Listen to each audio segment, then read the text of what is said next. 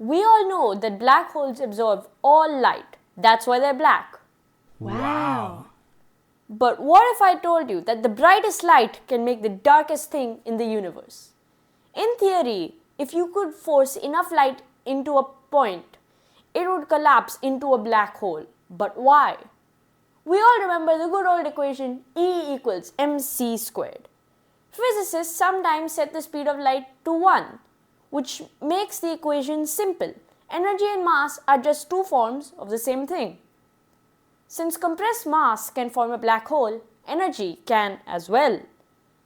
And guess what has no mass but does carry energy? Photons. If we concentrate enough photons into a single point, we could, at least in theory, create a black hole. This is called a Kugelblitz. Once it forms, it behaves just like any other black hole. In practice, super intense light spreads out before it can collapse though. So Kugelblitzes remain purely theoretical. There's another problem if you wanted to make one though. It would take all the light emitted by a 1 watt LED in about 13 quintillion years just to make a Kugelblitz smaller than an atom, energy-wise. The sun's entire lifetime of light could get you a black hole about the size of a small car.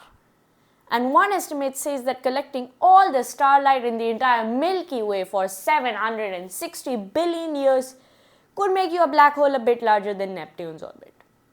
So yeah, technically light can make black holes, which means don't forget to turn the lights off when you leave the house. Or you might come home and find no house. Wait, that reminds me. I left my lights on.